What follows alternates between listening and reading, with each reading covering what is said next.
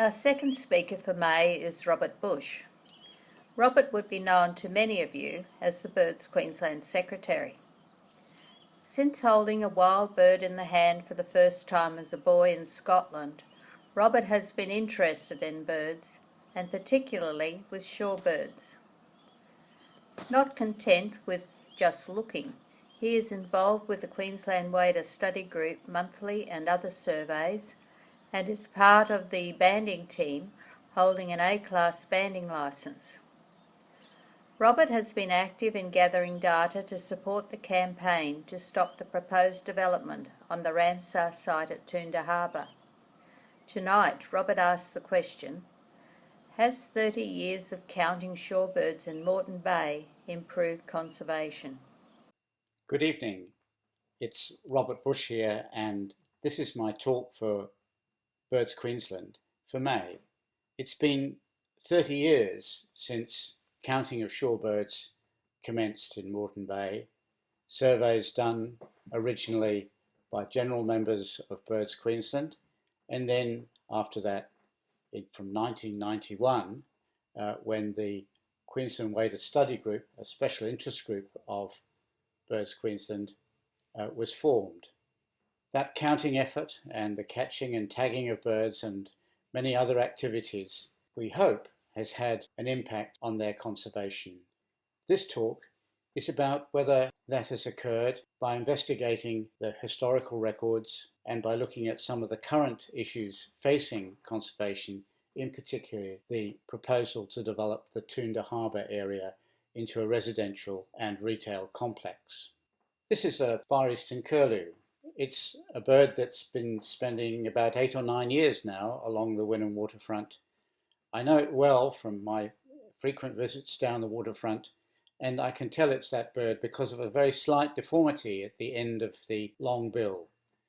That length of bill, a very long bill, suggests that this is a female, at least 8 or 9 years old. It's a critically endangered bird now, registered under the ECB Act at the Commonwealth level. Their numbers have dropped by 50 to 60% in the last 20 years. How can we draw a link between the way people go out every month to collect information about shorebirds by counting them at their roost sites and conservation effort? The first and most important thing is that those counts are systematic, done in the same way, at the same time, in the same place, hopefully by the same counters every month, and that has occurred in many places for up to 30 years now. And all of that data requires some form of analysis to put it into a form that can be used for policy and conservation.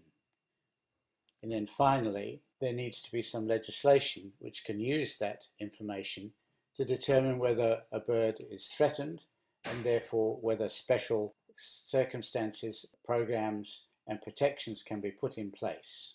And the Wader Study Group has been doing this since 1991, a little before that in fact, but systematically since 1991. So has the Victorian group, although they've been mainly in a counting program, and the Australasian Wader Study Group, BirdLife Australia, in more recent years has joined in the effort.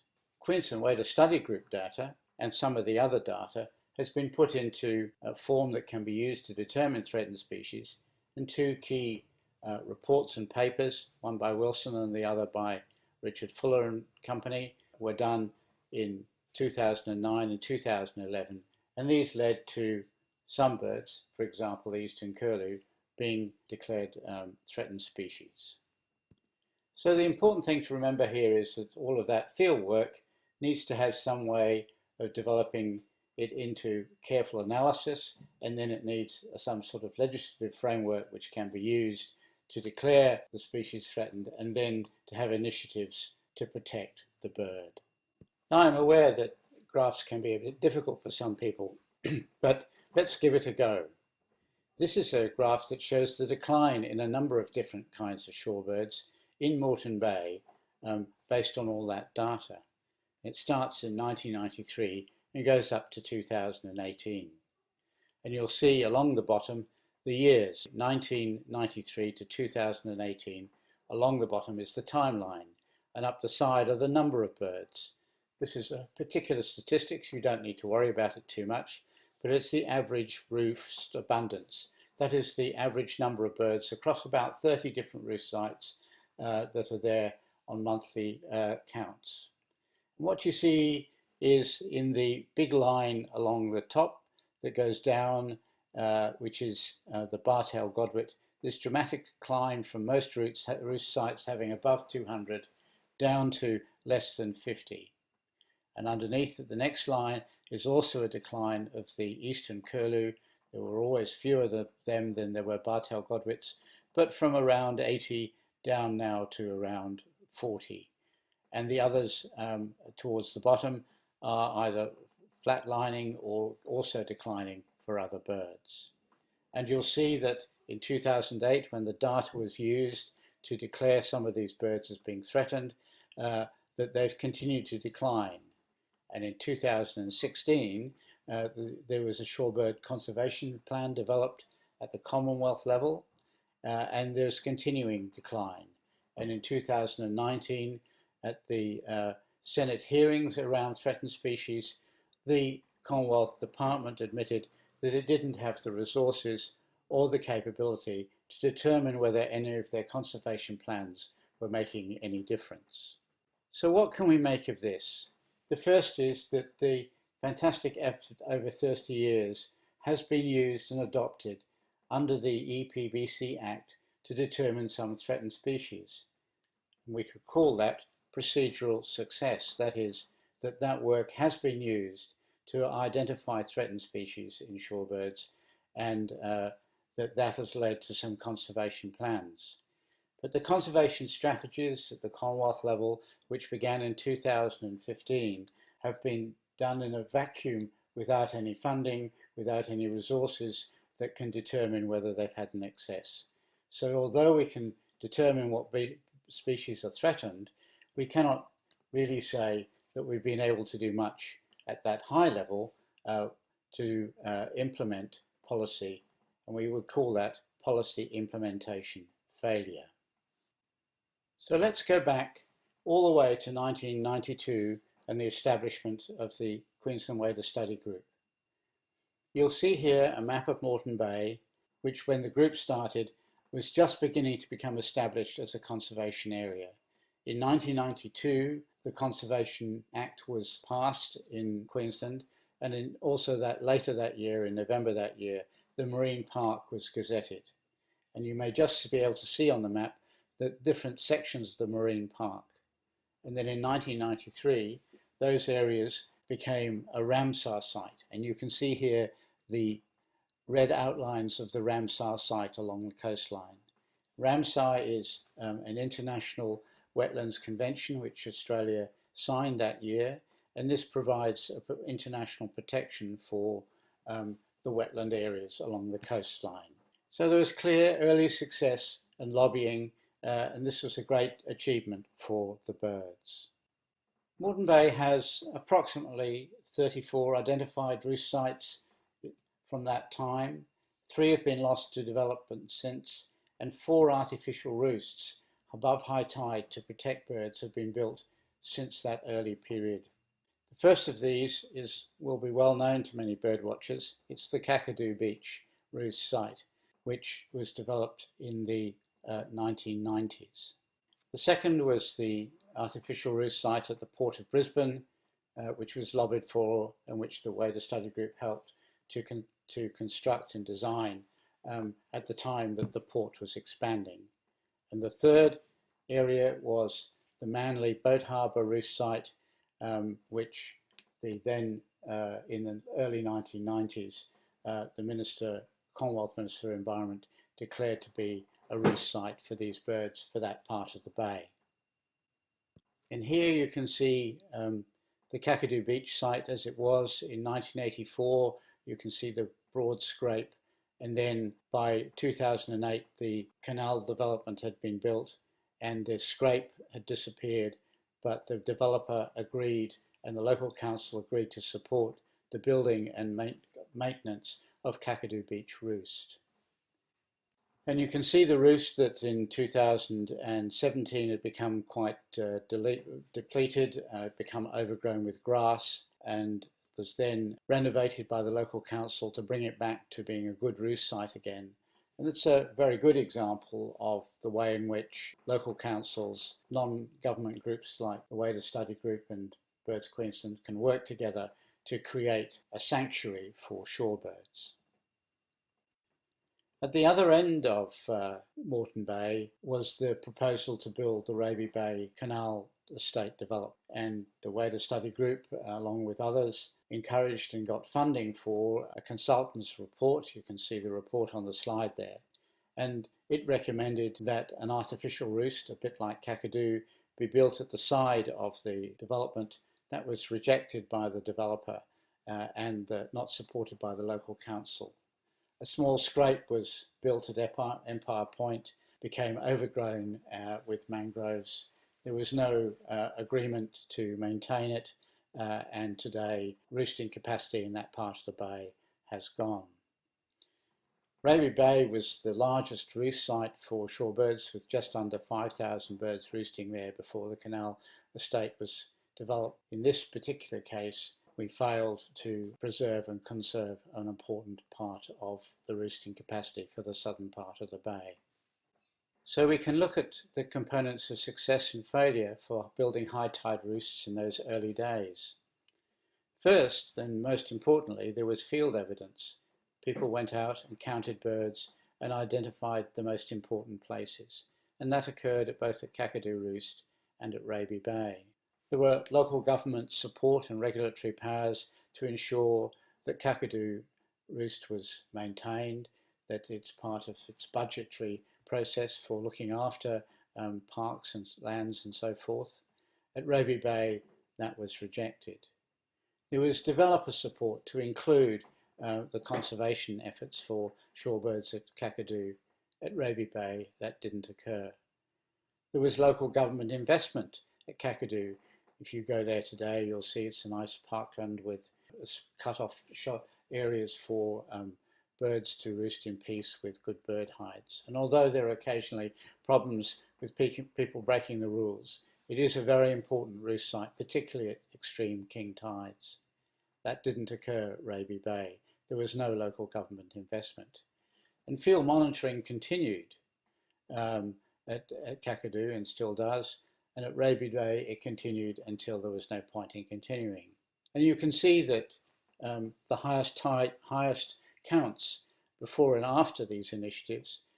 At Kakadu, the highest count was 4999, and the count count since the building of Kakadu is almost twice that size at 8868.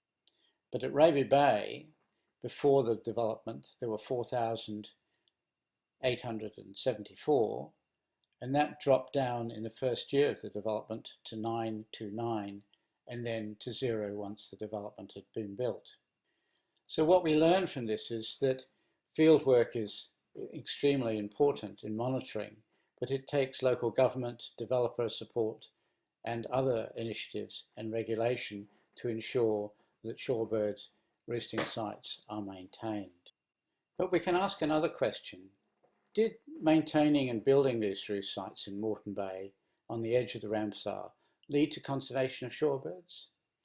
What other things can we do to look and see whether they've had a major impact? Well, one of the things we can do is to look at the data for individual roost sites and to see whether artificial roosts are important to the survival of birds, or whether it's other sites, the more natural sites, that are important. And a further thing we can do is to use satellite telemetry to see how birds use roost sites and other areas of the bay. In this set of 3 pictures, I have included here a number of roost sites which are declining, those which are increasing, and those that are stable. And these are particularly different sorts of species. And in the first of these slides, you'll see that there are some triangles going down, and they are roost sites where there are numbers of declining birds. in parts of Palmerston Passage, areas around Lytton, and further to the south. But there are also some areas that are increasing. Again, one site in Palmerston Passage, another at the Port of Brisbane, and the three to the south in the bay, the three upturned triangles at Manly and at Jeff Skinner and King Street. And what we see is that many of the natural roost sites are declining, but at Kakadu Beach, at the Port of Brisbane and at Manly, they're increasing. And so these artificial roost sites have been extremely important to the survival of birds. As some of the other roost sites become more and more disturbed, these areas that are cut off largely from the public have been important to bird survival in Moreton Bay. Now we've also been using satellite trackers, and this is a picture really of where one of our favourite eastern curlews, who's had a satellite tracking now for 3 years, its code is ADD, you can quite often see it at Torble if you go there. She's often there with her aerial sticking out, sending signals as to where she's been going.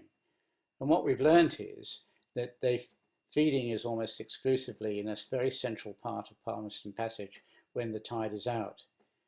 And she's very partial to being around Torble, and you can see all the green dots around the Torble area, but that at very high tides she'll go inland into the marshland areas behind Torble and a little to the south as well as using the area around Kakadu Beach. So we now know the important areas for the survival of this bird. We know that Kakadu Beach is important, and we know that the mudflats in the centre of Palmerston Passage is important. But we also know that the wetlands behind Torble, an area that is not a protected area at the present moment, is important to her survival as well. Now let me take you to the story of Toondah Harbour. In 2015, the Walker Corporation, one of Australia's largest developers, proposed to extinguish the wetlands at the side of the ferry terminal at Cleveland to build a residential and retail complex. This would involve works to remove the wetland and to build an area out into the bay. 3,600 units were proposed, and this is currently under a control order from the Environment Minister, Commonwealth Environment Minister, because this area is a Ramsar site. One way of looking at this is two visions for the bay. One, as it is at the present moment, as a magnificent and wonderful conservation area for people to have recreation, but also for wildlife. And the other is to move into the aspiration that many people have to live in complexes along the water's edge, and in this case, out into the bay. The Walker Corporation first put a submission to the Commonwealth to be allowed to do this in 2016, but it withdrew that submission very quickly when there was a bit of a ruckus from a lot of people about how inappropriate they thought this development was, given that it would require the removal of a part of the bay that had been designated internationally as important for shorebirds. So their 2017 second submission did acknowledge that they would extinguish or propose to extinguish part of the Ramsar site, and that their development would take up to 20 years. So since it hasn't started yet, it would be at least 2040 before all of the works were finished. That it would in fact disturb shorebirds, but they proposed to address how they were going to mitigate or reduce that impact in later submissions.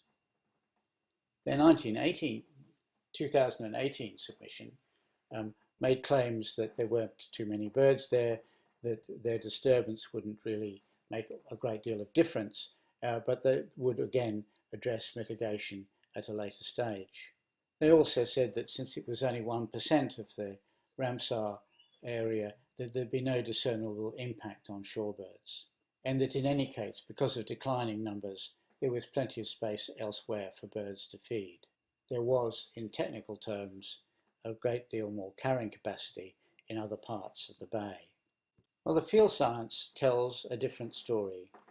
If you look at the proximal or the roosts close by, and you accept that there will be disturbance in a wider area for up to 20 years, then the Jess Skinner Reserve, an important roosting area some 6 kilometres away, has the potential to be disturbed. The Toondah Sandbank, about 200 metres away, Cassam Island, an important area for Wimbrel and for grey-tailed tattler, would be disturbed. The Neebe Parkland area would be disturbed. Oyster Point would be disturbed.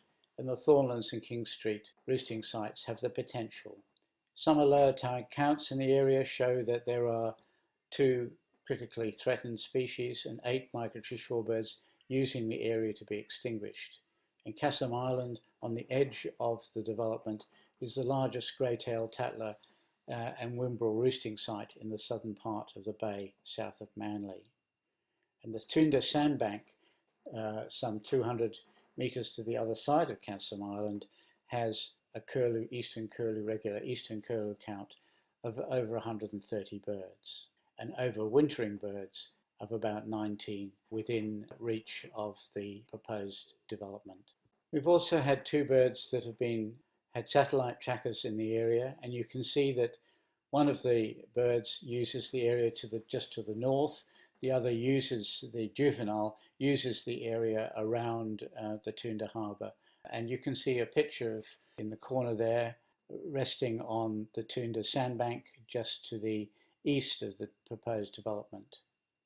This is a flock of eastern curlew on the Toondah Harbour Sandbank.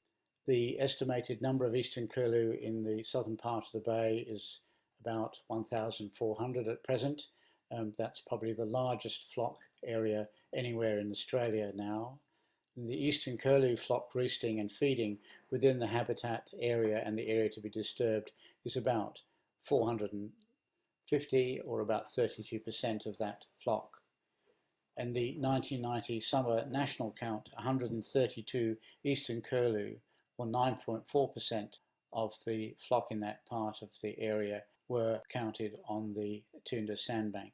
And the overwintering eastern curlews, 18 last year, or that's 6.4% of the local flock, and a critically important part since juveniles determine how successful breeding season has been. So the Way to Study group has been busy challenging the Walker submissions to the Commonwealth, along with an important group led by BirdLife Australia and Redlands 2030 and a number of other groups to mount a case for not having this development. But unfortunately, the Commonwealth legislation is not really fit for purpose in that sense, in that it has consistently failed to protect threatened species and threatened habitats. Of almost all of the cases since 1999, when the Act became law, in almost all cases, developments have been allowed to go ahead, usually with some conditions. And if that occurs in this case, then we will extinguish for all time an area of about 45 to 47 hectares of an internationally recognised Ramsar site. And it will require the Commonwealth to remove this part of the site from the international list. And if that occurs, it'll be the first time in Australia that an internationally recognised wet land area has been removed from the list for a private commercial development. So many people, I think, are important to thank for the kind of work that we've been doing, and I've listed them there. Many of the reports that have grown from that work are also listed on this slide. Just to end, I point out what amazing these flyers are. This is the tracks from eastern curlew that I showed some pictures of.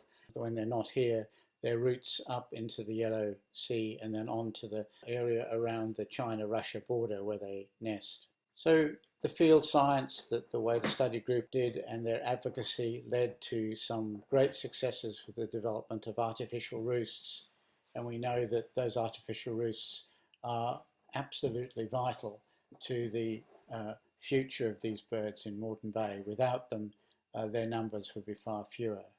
But we now face new challenges with the increasing population and the demand from people to live by the shore, and the power of large corporations with the ear of government and their requests to take the shoreline over for development purposes. And our challenge now is to ensure that that doesn't happen, and that in the Toondah Harbour area, the area is reserved for its conservation qualities for the future of shorebirds in the southern part of the bay. Thank you very much.